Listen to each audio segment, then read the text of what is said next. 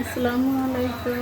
দেখেন ওই পাশে মেয়ে, সম্ভবত বাপ মেয়ে, তারা ভিডিও বানাইছে। এতক্ষণ আমি হয়তো দেখাইতে পারি নাই, আর আমি ওই পাশে যাইতেও পারতেছি না। জানলার এই পাশ থেকে আমি ভিডিও বানাইতেছি, যদি দেখে তাহলে তার ভিডিও বানাবে না, করতে বাদ দেবে না।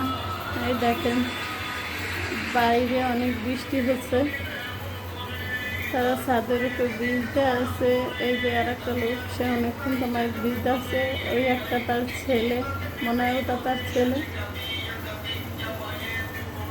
আর এই পাশে ওনারা ভিডিও করতে আসছিল, কিন্তু আমি ওই ভিডিওটা উঠাইতে পারিনি, অনেক দেরি হয়ে গেছে। এই দেখেন এই অবস্থা। যাক, আমার ব্লগটা কেমন লাগলো অবশ্যই জানাবেন। একটা ভালো হয় না যে ছোট একটা বাবুরে পাও ধরতে আছে। এখন গাড়িতে আছে গিয়া গেছে গিয়া,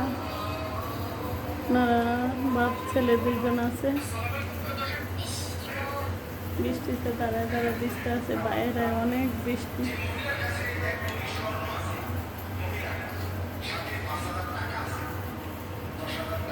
আমি চুপি চুপি তাদের ভিডিও দেখতে আসি, তারা দেখে না। দেখলে হয়তো তারা কি মনে করতো, সেজন্য আমি জানলার এই পাশে এসে তাদের ভিডিও বানাইতে আসি।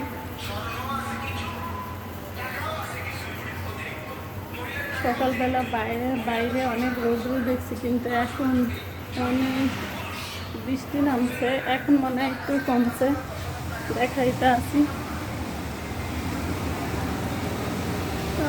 পড়তে আছে অনেক বৃষ্টি।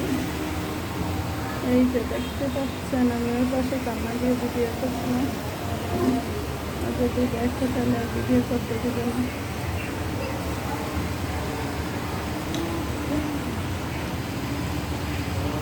এই পাশের দৃশ্যগুলো অনেক সুন্দর, দেখেন মনে তো ঘুরে যায়।